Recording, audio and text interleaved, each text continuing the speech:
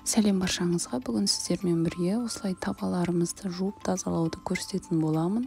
Қаншалықты кір екенін қараңыздар. Бұл жарты жыл немесе бір жыл аралығындағы жиналған осындай майлар. Енді бұны тап-таза етуді қазір көрсетемін. Менімен бірге болыңыздар. Ешқандай ферри бұндай майды кетірмейді. Тіпті ысқыласаң да азелитпен жусаң, азелитіңіз міндетті түрде көп кетеді.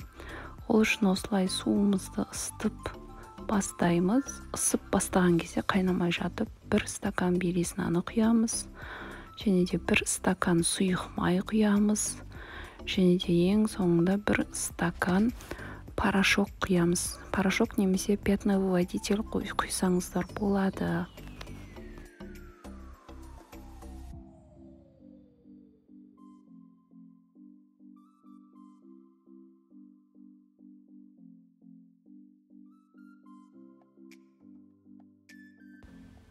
Енді осының қайнағанын күтеміз. Қайнаған кезде бұл майды, белезнаны, порошокты құятын болсаңыздар, көтеріліп тасып кетуі мүмкін. Сол үшін қайнамай жатып құйып аласыздар. Қайнағаннан кейін ғана ыдыстарымызды жайлап саламыз. Мінекей сыйған жасалдым. Сол сыйған ыдыстарды 1 сағат көлемінде осылай қайнатып шығасыздар. Ағарғанша қайнатып шығасыздар.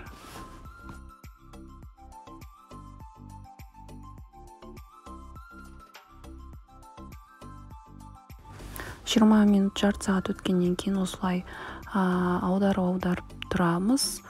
Мінекей қарасаңыздар, ана қара дақтары жаймеңдеп кетіп жатыр.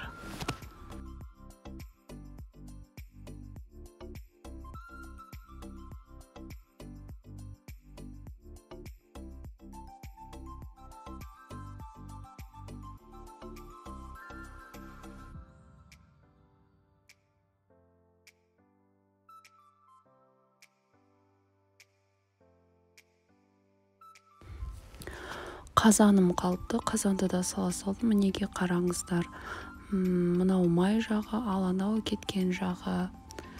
Ал қалған жуған ыдыстарым осындай болып тұр. Қазір жарықта да көрсетемін. Айта кететінім, жаңа бастапқыда 1 сковородкам болды. Ол сковородканы мен жуған жоқпын. Қатты керек болды өзіме, сондықтан оны кейін жуамын. Мінеге қараңыздар, барлық майлары сап тыйылды. Осылай жасасаңыздар болады. Менің каналыма подписка жасап, лайк басып, комментарий қалдыруды ұмытпаңыздар. Мінеки қазаным әлі менің қайнап жатыр. Оны жаңа көрсеттім, қалай ағарып жатқанын. Ал мынау қазанымның крышкасы осындай әппақ болып қалды. Сау болыңыздар.